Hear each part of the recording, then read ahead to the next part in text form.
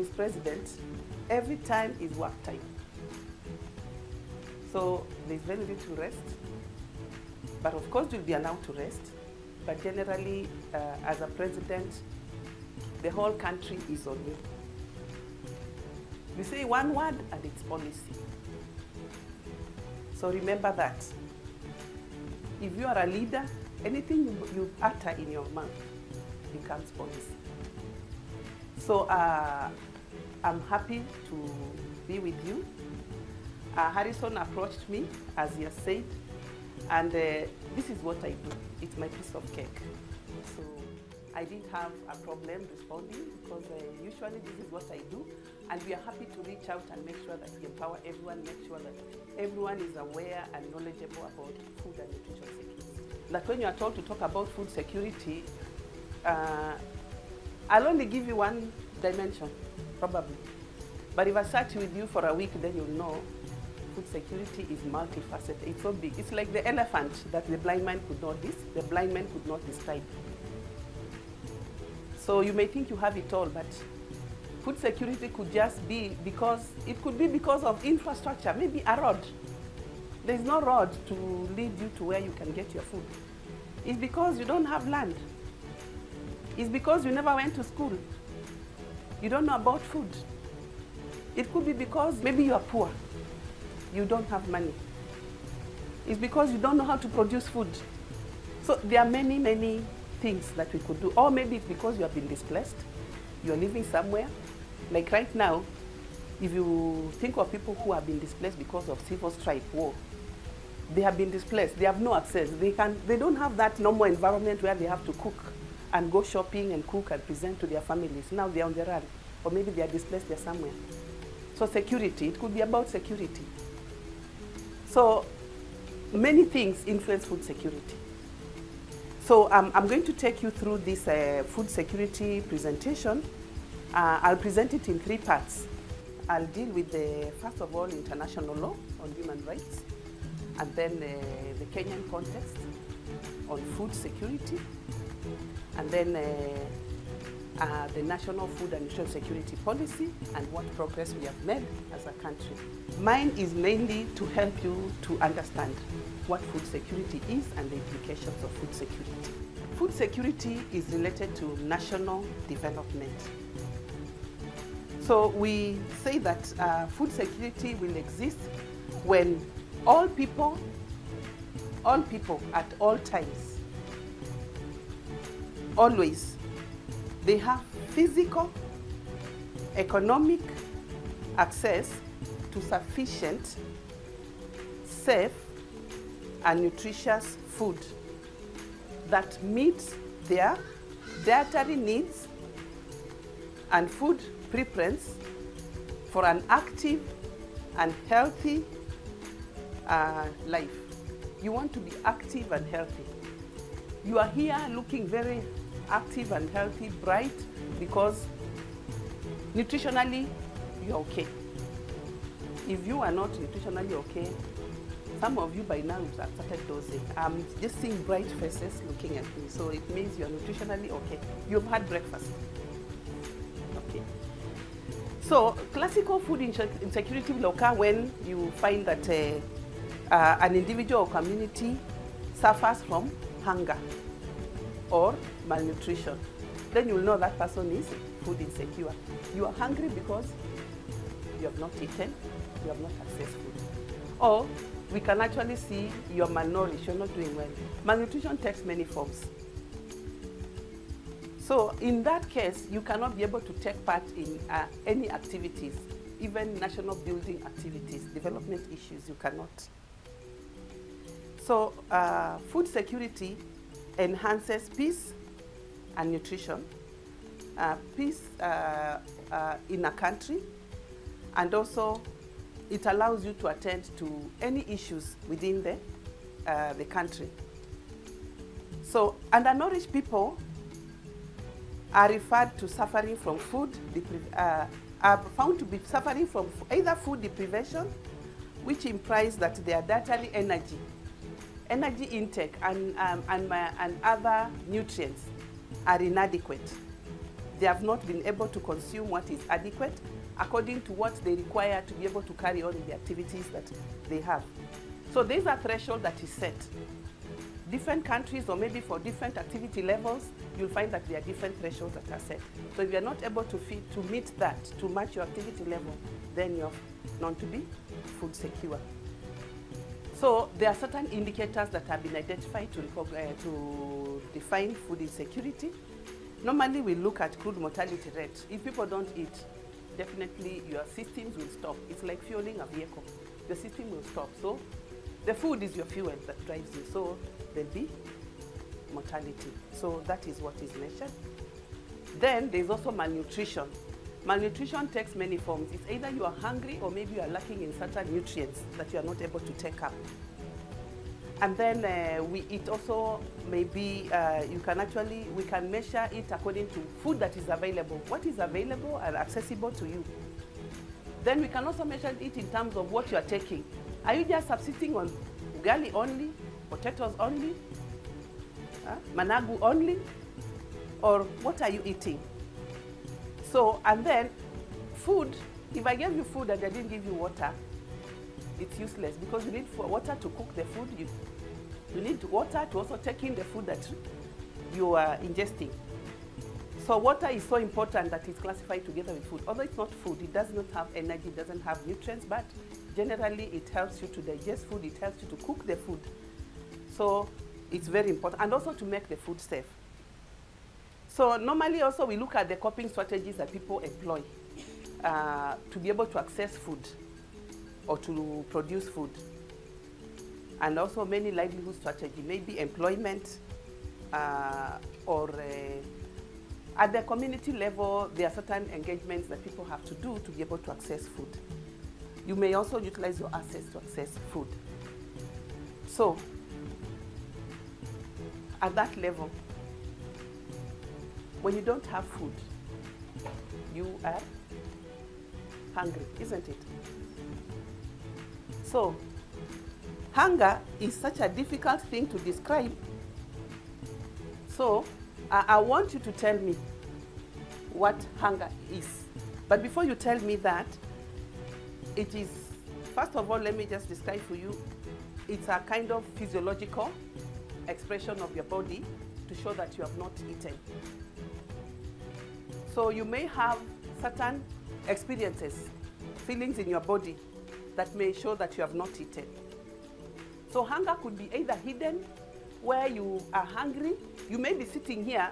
All of you here are sitting here because you have had enough to eat. So you have energy. But you may have energy, but I know among you, like of women of reproductive age, about 1 out of 2 or 1 out of 3 women does not have enough iron. So among you, if we were to stand, we'll see one by one a few people beginning to sit because they can't stand for long, because they cannot sustain that. So you might have hidden hunger. Your system does not have iron.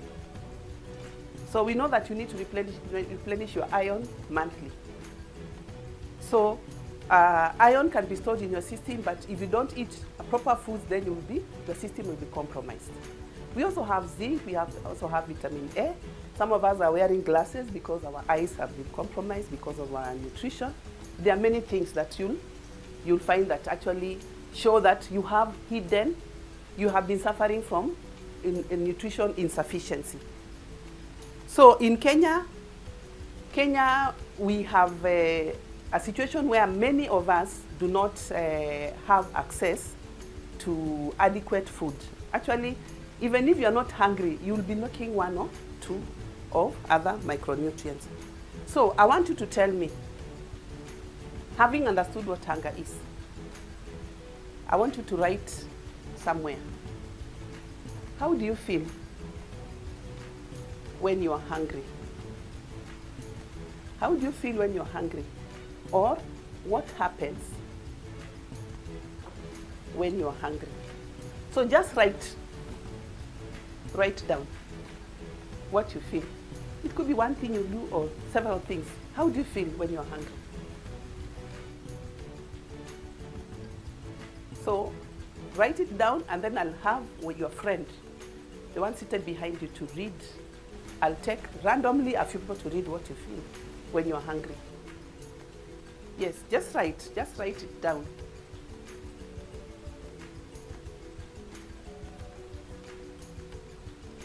But I had to introduce what hunger is because you need to understand what it is. So, you've done it. Okay. So, pass the paper to your answer to the person behind you. So, having done that, I want you to come here and tell me what has been given to you. Yes? When I'm hungry, I lack focus, tiredness. I lose my temper very easily. Yes. When she's hungry, she's angry, and when she's angry, she's hungry. And then she's unproductive, she's bored, and she's temperamental. When she is hungry, she feels weak, she feels tired, stomach grumbling and yawning, dizziness, weak, and nausea. So I have for two Miss Presidents here. The first one feels tired and cranky. The second one gets acidity, feels weak, and her attention and concentration span go down. When she's hungry, she feels dizzy, she yawns, and she has epigastrine pain. I hope I pronounced that. Yes. So when she's hungry, she's sick, angry, restless, and stressed. So when she's hungry, she's fatigued, dizzy, and angry. Okay, good. Okay. Thank you so much. So those are some of the reactions from your colleagues. I'm sure most of you have almost the same. You've seen that? Yes. So that is what happens when people are hungry. You've seen people on the streets demonstrating that there is no hunger. They are hungry and they have to go and work. And your boss is telling you to work, and yet you're hungry. And a hungry man is an angry man, irritable. So you've seen some cases where, some areas where a man comes from work, he has been working all day, and he comes home and he feels he's not gotten food. They get violent. So you can understand what it means.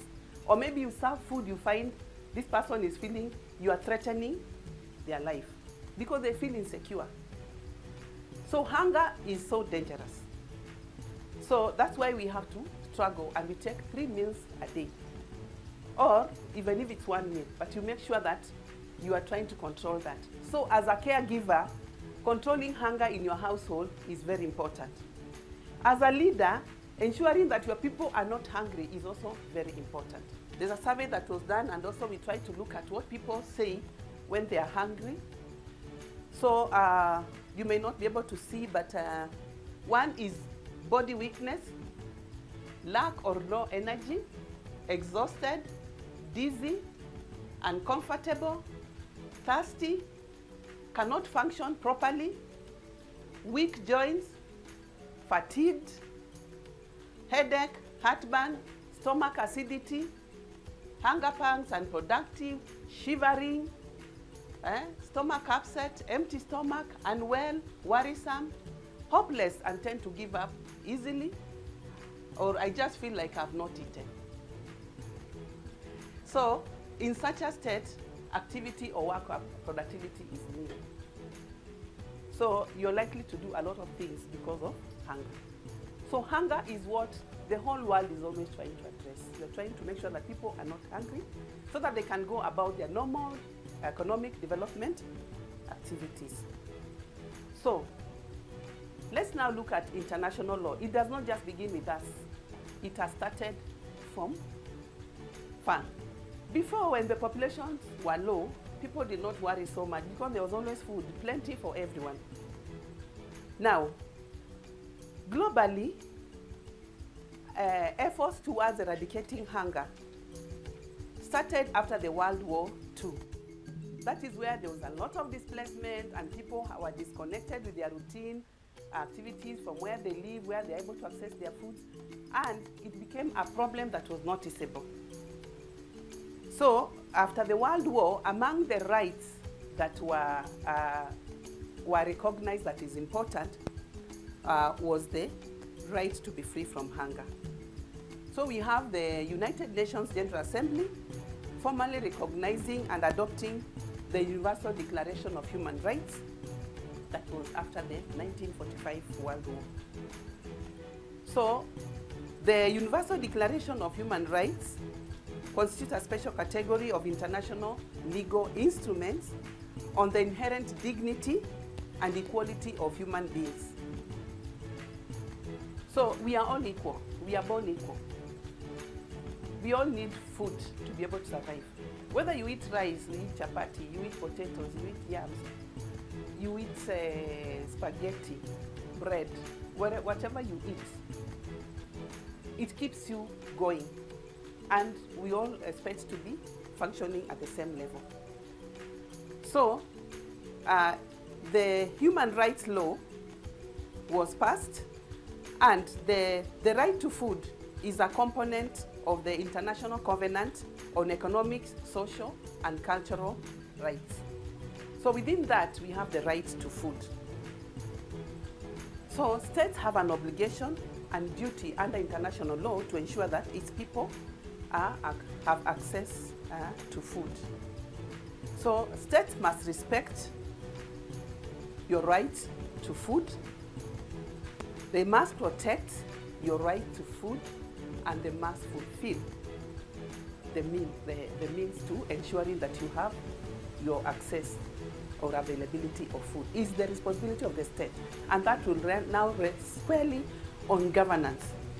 Who is in charge of ensuring that everyone has access to food?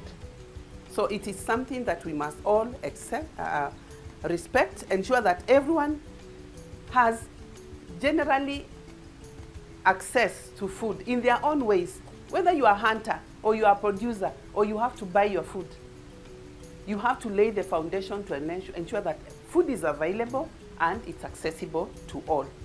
So you protect that. That's why we also have, for instance, in our country, we have titling. You are allowed to farm and make your own food.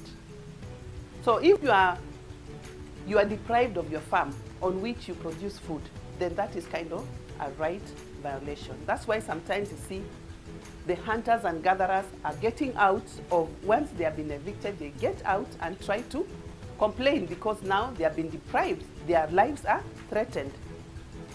So you look at some of these things and you'll see that the right to food is a complex issue. It stems from so many issues in the ways we relate to each other up to what you do to be able to get food.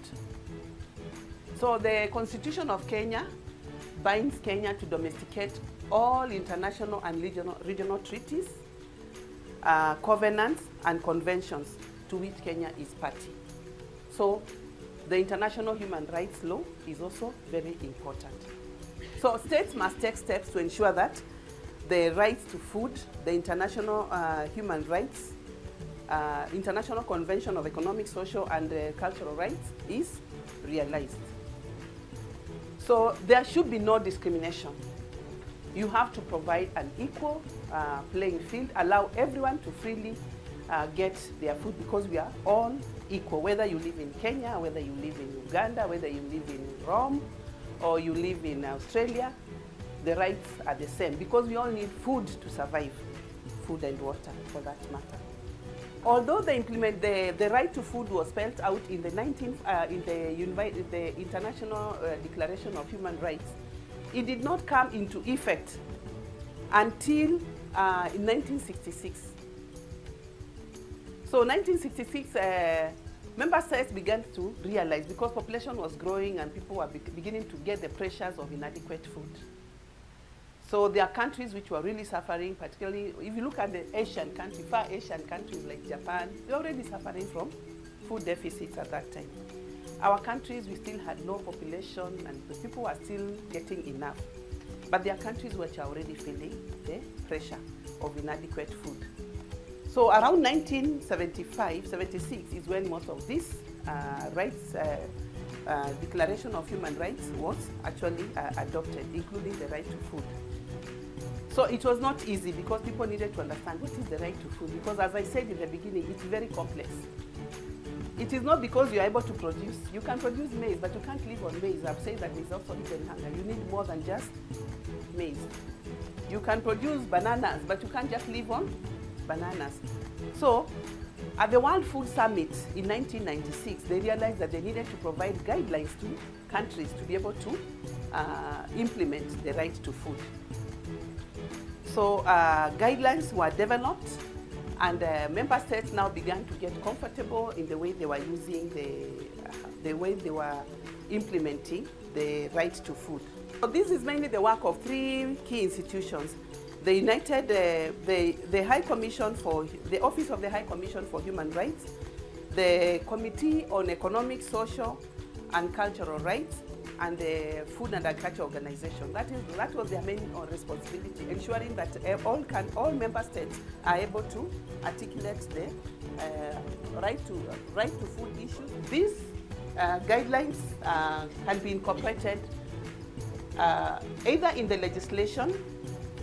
You can actually you can recommend in the legislation, constitutional legislation, in the constitution, in your legislation, in your policies, in your strategies, in your work, in all the necessary actions that you may be having, which can actually be applied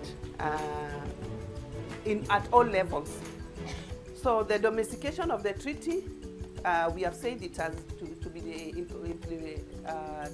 it has to be incorporated in the national constitution, in legislation, and also in all policies and strategies of our country.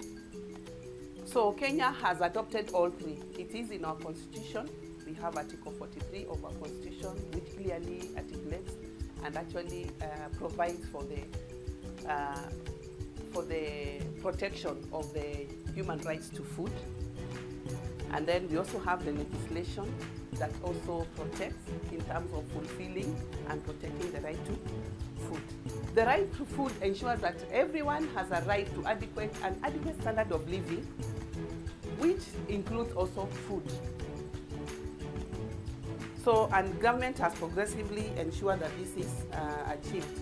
According to the International Convention on Economic, Social, and Cultural Rights guideline, the right to adequate food is realized when every man, woman, child, alone or in a community with others, has physical, economic access to at all times to adequate food for its procurement or to enable people to achieve food security on their own.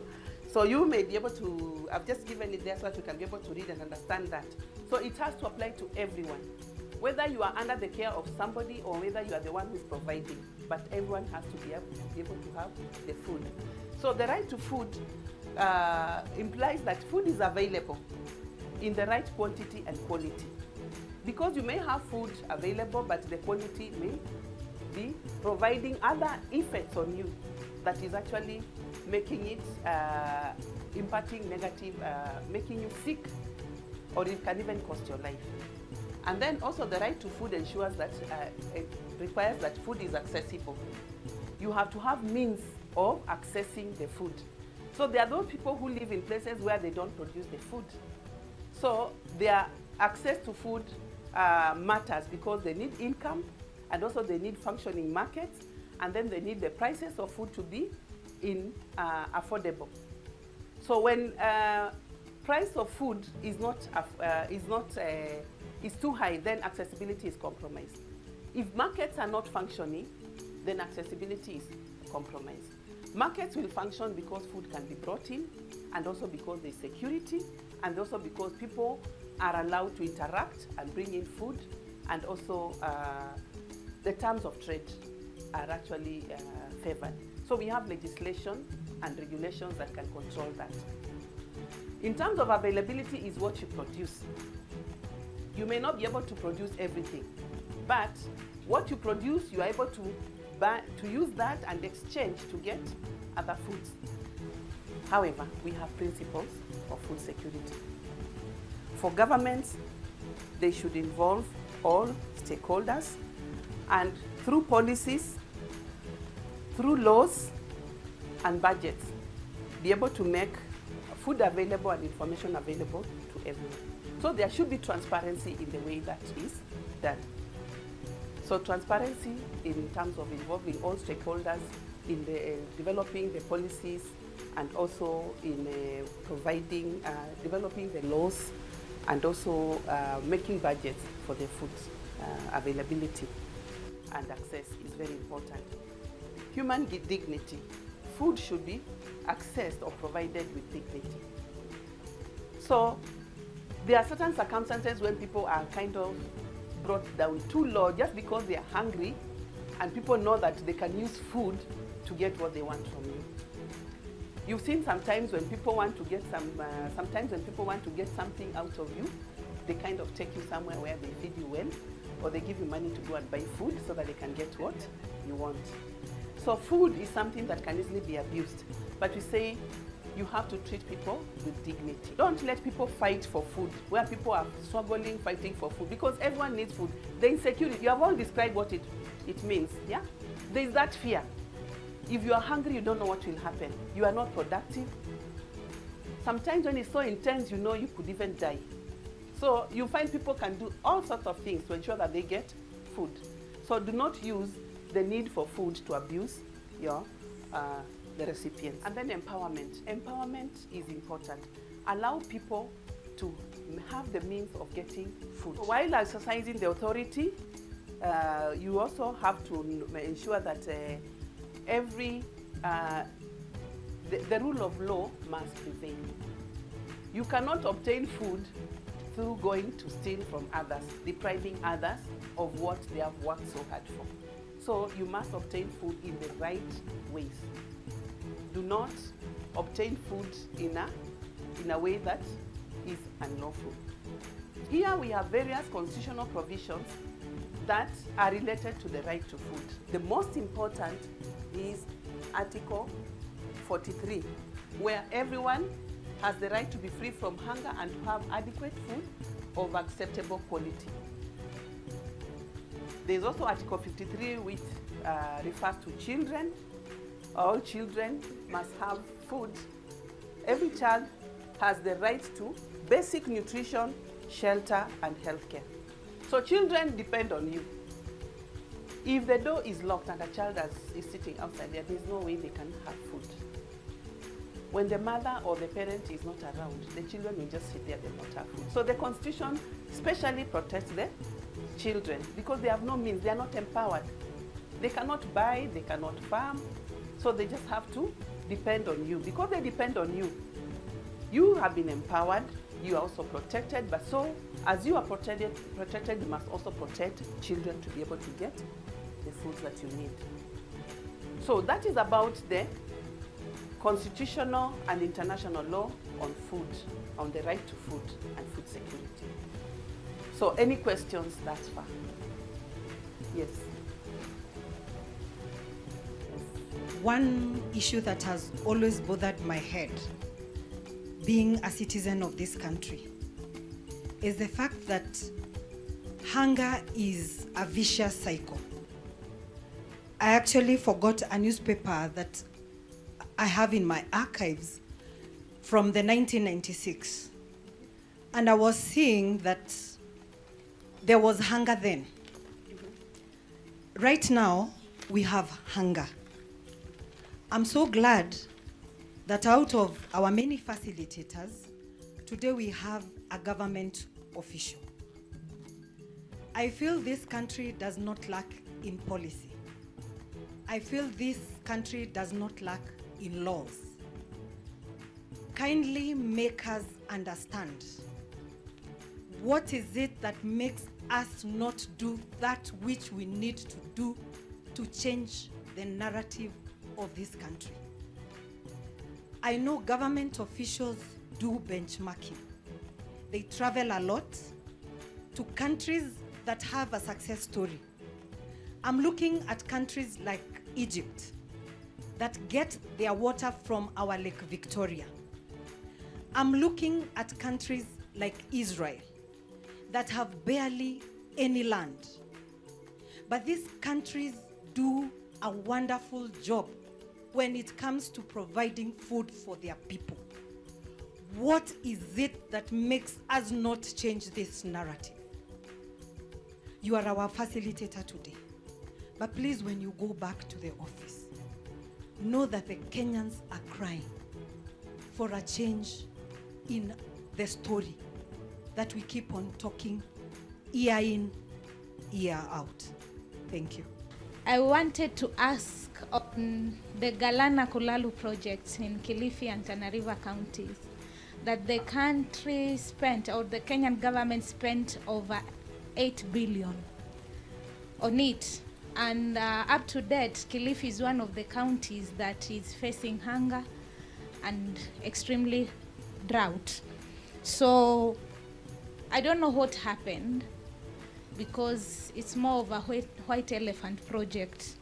So if you can shed some light on it, especially on the policy, public participation bit of it, because it looked like our governor and the Tana River County governor, they were not like consulted, there was no public participation, and it failed. And they were claiming that the project should be brought back to the counties so that the counties can manage the project. Africa currently it has 1.2 billion people, and by 2050 it's expected to double to 2.5.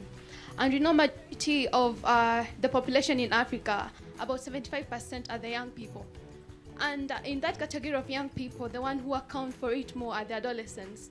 So you talked about dignity as one of the principles of implementing the right to food, if I'm not mistaken. So under human dignity, I'm not sure if you all know about sextortion. Sextortion is where you give something in return. You give return for food. So personally I've encountered a girl who was my classmate. She gave sex for food, and what happened, by the time we were resuming school, she got pregnant and she couldn't continue. So if maybe you could speak about that, what the ministry is doing to ensure that our young people don't have to go through sextortion. So a problem in the hospitals, we see people coming with anemia because they don't have iron or vitamin B12. Children are having rickets because they don't have calcium and vitamin D. And we are also having shortages of zinc sulfate to treat diarrhea. So these supplements and micronutrients are very expensive, even off the counter or in hospital. So what is the government doing to have subsidies for these very, very important supplements and micronutrients? To say I'm interested in this because when it comes to agriculture, it's one of the biggest employer for Kenyan citizens and a key contributor to the GDP in this country. Yet our farmers are among the poorest citizens in this country. Where is the disconnect? And two, I'd like for you to also speak to the infiltration of foreign investors in terms of our farms. And that reducing our access to arable land as Kenyans. Let me take those ones first. The first one was from Josephine about hunger since 1996. And what do we need to do? We have seen other examples of countries like Egypt and Israel who are food secure. And why can't Kenya get it? So the reason why Kenya cannot actually get this, you will get more from my presentation, but generally we are mainly we produce our food based on rainfall pattern, how much rain we receive. When we have drought, we cry very loud, and you see we even declare a disaster and people have to come and assist us. There are countries where there's no rain, so they don't have to talk about, they don't know about drought and rainy season. So we have an issue, but this one there is a way that it's being tackled, but also it has a very heavy resource implication. So the way Egypt and Israel are doing, they produce throughout, whether it rains or it doesn't rain. That's the difference between Kenya and Egypt and Israel.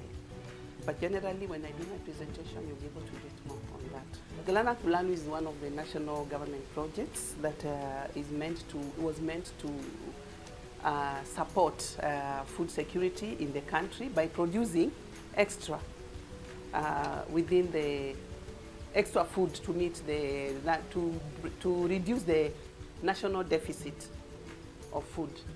But so far, even if Galana Kulalu produce, it will still not produce enough to feed our growing population. So Galana Kulalu has been progressing well.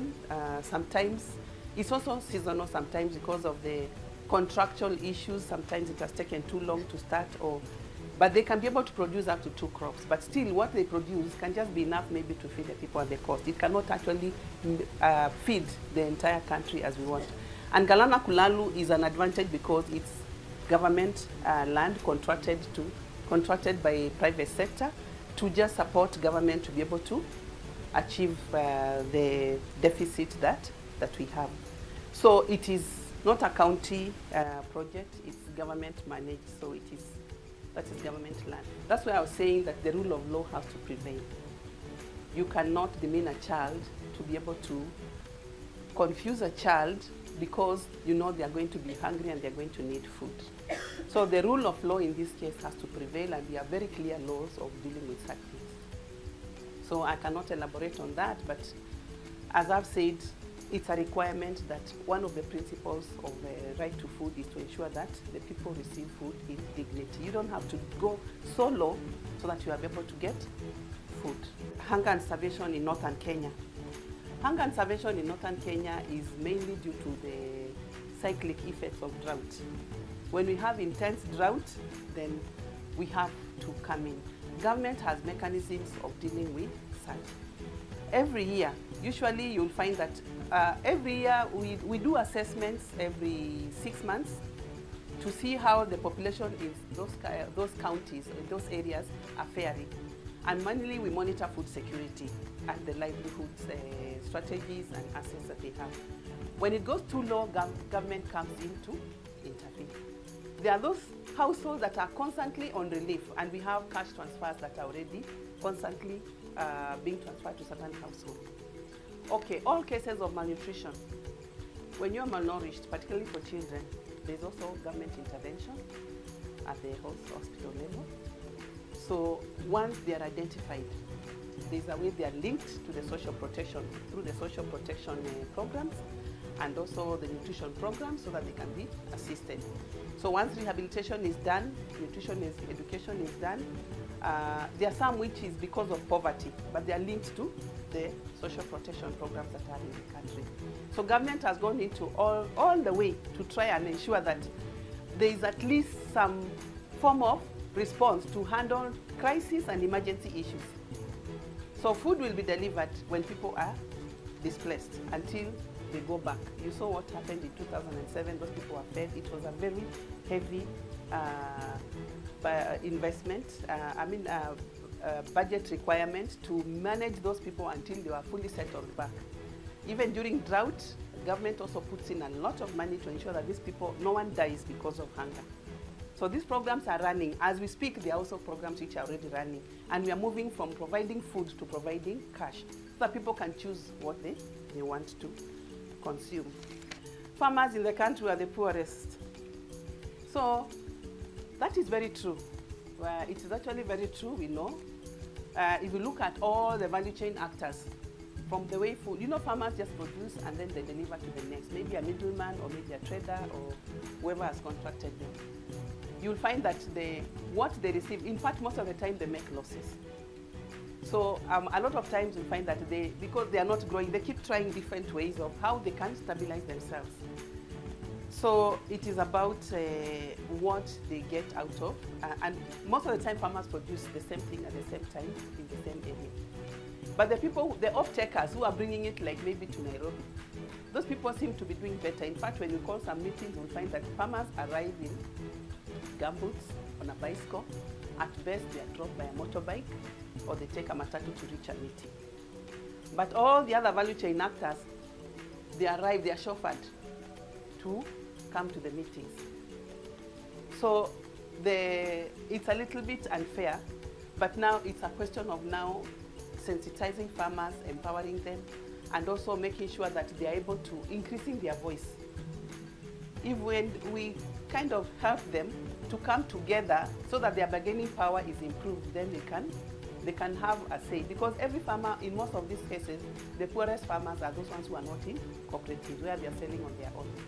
But if you are in a cooperative, then you have a voice. You can always bargain. You can always resist low price. If you are not making profit, why sell?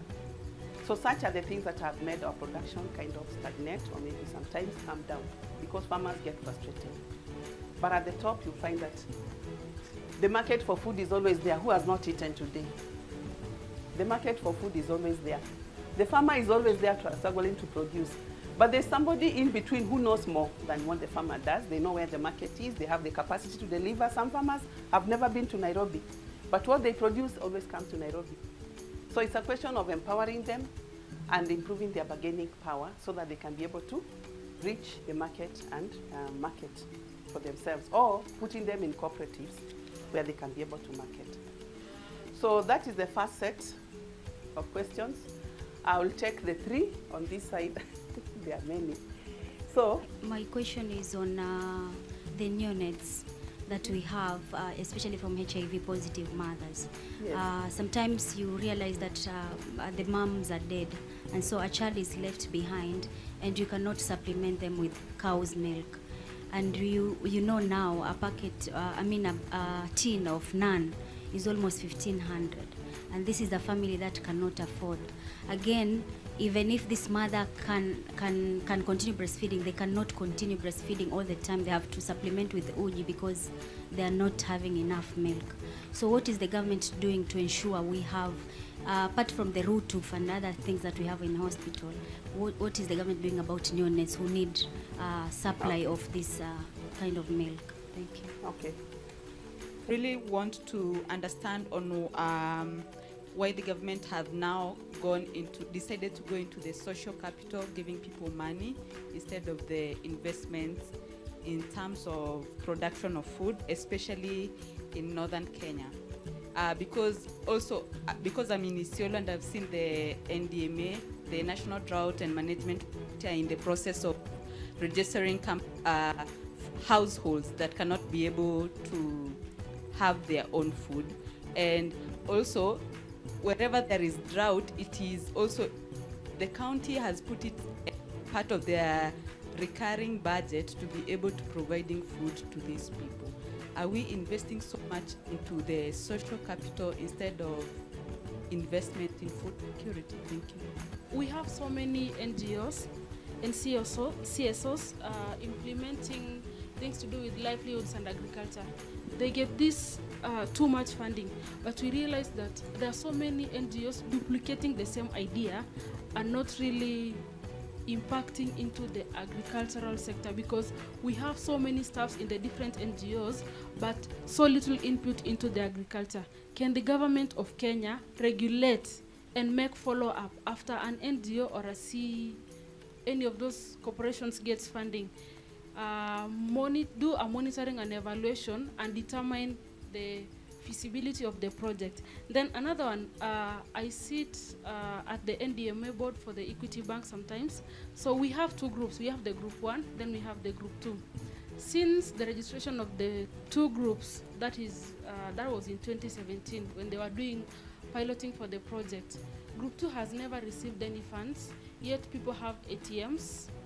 You see those wamama and wababas coming to the bank every day to inquire if they have something. So what strategy is the Kenyan government putting in place to ensure that the group 2 that has never benefited are benefiting? Kwa sababu you are having an ATM, they have been given almost the rice, wanashinda wakichenjiwa, not even a single cent. So we wonder, has there been allocation for the group 2 people, or like it's a stale project? Thank you. I want to borrow from the spirit of a session we had on environment, and where we are saying that some of these sectors need to be almost in every docket and every sector of our society. But very specifically, I want us to think about the issue of food security. And when we were doing our definition, it did not come out that food is food for both man and animals. And when you look at the issue of pasture insecurity, it cannot be disjointed from the issue of food insecurity for the human person. Because when there's pasture insecurity and it's brought about by climate change, and these people have to move from one county to the other, where they go there is animal-human conflict and even person-to-person conflict, people get displaced in the process, then it means when we are talking about food security, we also need to bring on board our animals. So maybe not really a question, but if you can give an answer, I would be glad. This disjointedness between man and animal and plant, how is it being addressed in our government, and is it being addressed? The other issue is the issue that is very much adopted by politicians, I being one of them, but I've developed a sensitivity for the school feeding programs in line with food and nutrition security for our children. So when this campaign period is going on, as a politician, I am promising school feeding programs, and I even start so that I show how I will roll them. So when government wants to come and feed my local primary school, they find me on the ground and decide we are not going to duplicate this effort. But when the politician gets to the office, they now abandon the school feeding program, which also the government abandoned because they thought it's duplication, and that child continues to be hungry. How are we holding our politicians responsible for what they are doing, and is it possible? The other thing that I want to just mention as I finish is the disjointedness in how we are interpreting our constitution. When it comes to food security, we will only address ourselves to Article 43, 1C, and Article 53C of the Constitution. But when I look at Article 26, which simply says that life begins at conception, that reminds me that when I'm defining food and food security, I mention the aspect of life. When you talk about life at conception, you're talking about the mother. So can we try and have a jointed approach to how we interpret our constitution, so that even when you're talking about food security, this pregnant lady in Turkana is not lost in the right for everyone to life, because she has very, very unique needs. The last Article 46 on consumer rights, I'm sure we have a whole consumer section in the government. It says that a consumer has the right to information, has the right to access goods and services. This food is about goods and services. Why are we not seeing this jointed approach when we are interpreting our constitution and designing our programs? Last but not least, I think it is time we got very creative in how we handle food security. To talk at boardrooms, to talk at classrooms, let's have a food security marathon at least once a year. If we go and camp in Garissa, every woman atatoka huko mashinani akikuja kuona marathon, but there's something we are trying to pass so that the world is with us and the people at the grassroots are with us. Thank you so much. 30 years ago in Machakos County, the county was green like many other areas in the country. We had farmers in the county who are making a living from their produce and from farming. Today, Machakos County is dry. Our rivers are dry. Farmers are not able to make a living from what they initially had. Why? Because at some point, the community decided that instead of having trees, they could actually make a living from these trees. So trees were cut, they made charcoal, they burnt charcoal, and they were now making a living from the charcoal. We are now depending on rain that is so irregular. We are not able to, like this time, the meteorologist told us that there's going to be rainfall and we are going to be able to, have heavy rains. So we depended on that. And today as we speak, we have, been failed by the rainfall. So you can imagine a few weeks from now, we are not going to have enough harvest, and then that would of course mean also counting losses. But beyond that, we're also going to be talking of, many other farmers like myself not being able to, to achieve what they would have wanted in terms of food security for this country. So for me, my question is, how are we able to reverse this from what, what we have already done, the human activity that has resulted into food insecurity in this country? How are we able to reverse that for the betterment of food security in our country?